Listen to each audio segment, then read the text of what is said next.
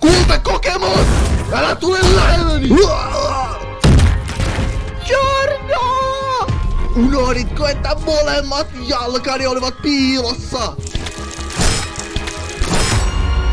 Toinen tilanne, jolloin tunnemme onnea, on se, kun halveksumme epätoivosta ripeliä! Minä voitin!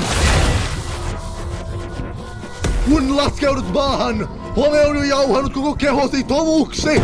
Giorno, ota tämä lase!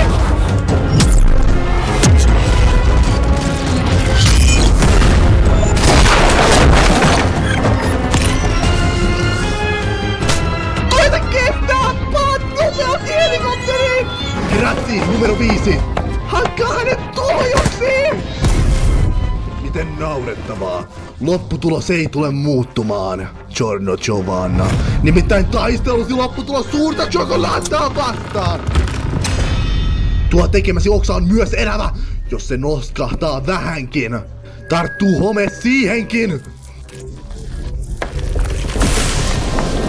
Hyppää helikopteriin! Nopeasti!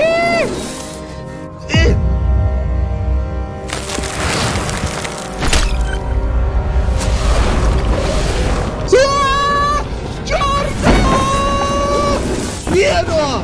Näytä minulle ilmeesi! Näytä epätoivon ilmeesi!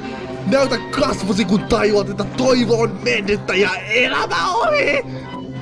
Haluan nähdä epätoivon kasvoillasi, kun putoat tuosi!